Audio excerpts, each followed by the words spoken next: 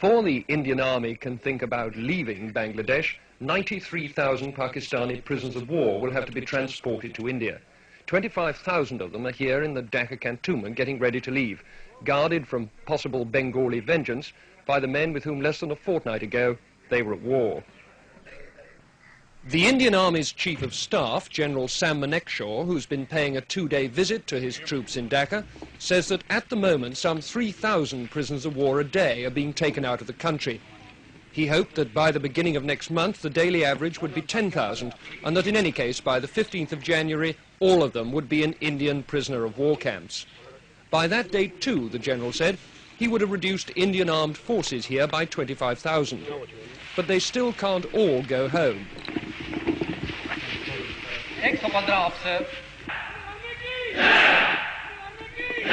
For one thing, they're the only agency in the area capable of seeing that the 10 million Bengali refugees now in India get safely back to Bangladesh.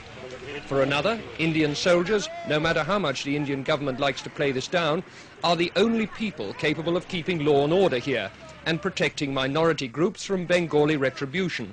In addition, the army is safeguarding the lives of those Bengalis who ran the civil administration for Pakistan. The Bangladesh government is setting up a war crimes tribunal to try Dr. Malik and his colleagues. Will the Indian army be told by Delhi to hand them over? I asked Mr. D.P. Dar, Mrs. Gandhi's special envoy to Bangladesh. We are on the horns of a dilemma, I must admit to you. On the one hand, we do not want to do anything which is against the norms of international behavior.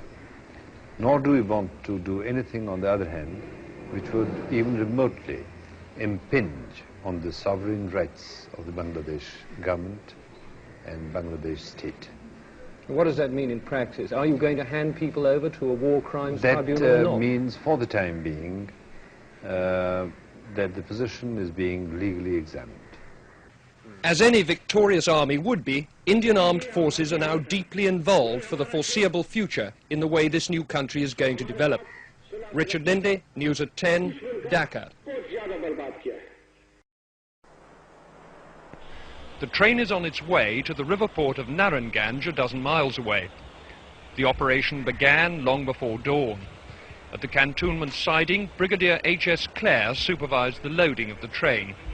Like all Indian commanders, he'll be glad when these POWs have all been safely moved across the border. Here they're a potentially dangerous cause of friction with the local population. The train was well guarded by Indian soldiers in case of any hostile demonstration by Bengalis. What's the attitude of these people on this train? Are they glad to go or what? No, they're happy to get away from here. Certainly. I'm quite sure that they won't have any hostile attitude when they go to India. Whereas in this place they can't get out at all.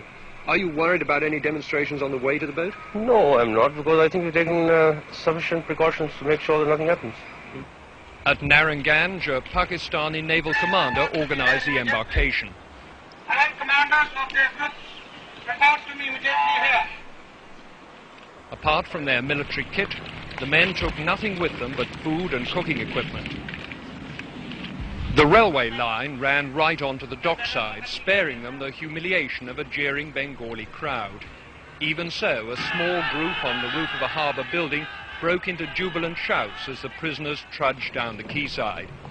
At every step there were Indian soldiers to protect them had it proved necessary. Bengalis are not best pleased to see their enemies go home apparently scot-free. But there's a long way to go before these men can expect repatriation. First, the 36-hour boat trip through the river system to Khulna, then a long journey across the border into West Bengal by train and on to the prisoner of war camps on the Ranchi Plateau in Bihar. With the men go their families and the civilian employees of the Pakistan Army.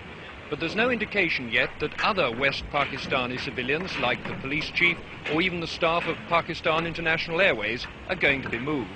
For the moment, the emphasis is on getting the soldiers out before their presence here causes trouble.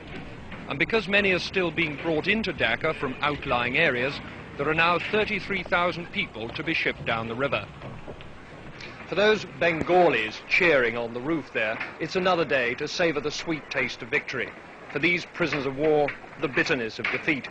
What lies ahead of these men is nothing but a tedious journey and the boredom of prison camp routine. But at least now they've begun that long journey home. Richard Lindley, News at 10, Narayanganj.